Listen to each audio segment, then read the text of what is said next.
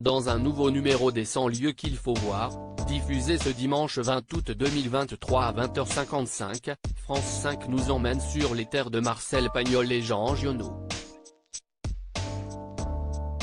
De la plaine d'Aubagne à Manosque, balade provençale sur les traces des deux célèbres écrivains, ambassadeurs éternels de leur magnifique région.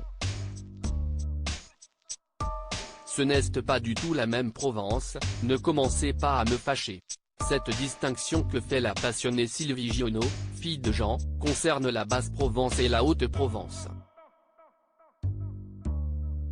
Deux bouts de région qui se complètent. Au sud, celle de Pagnol, le débordant, longtemps fâché avec Fernandel. Au nord, celle de Giono, le discret. Ces deux amis, à la relation pourtant tumultueuse, partageaient avec poésie leur amour pour leur terre natale. Qui de mieux que pour incarner et faire rayonner le charme naturel d'un territoire peuplé de magnifiques massifs et vallons. Aubagne et les souvenirs d'enfance de Marcel Pagnol. Il est un paradis provençal qui embrasse l'est de Marseille. Celui de Marcel Pagnol. Dans la plaine d'Aubagne, le célèbre écrivain a tout vécu. Et tout écrit.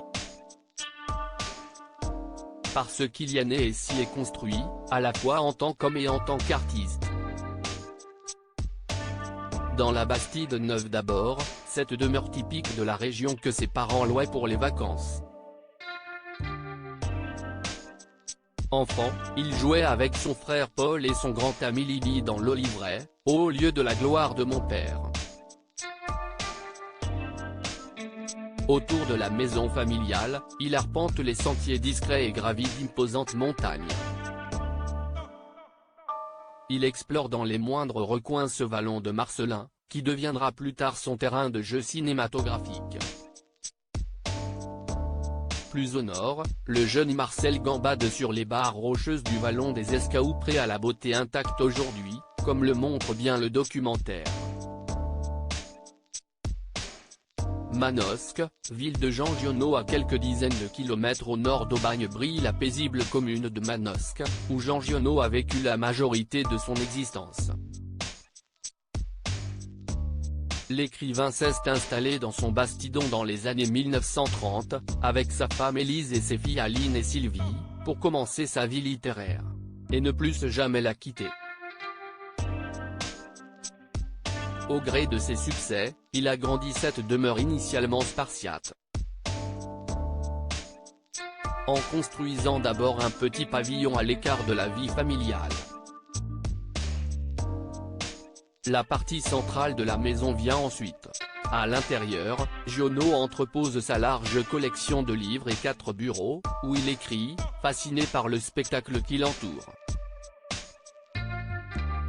Au deuxième étage, il profite d'une vue imprenable sur Manosque et la plaine de la Durance.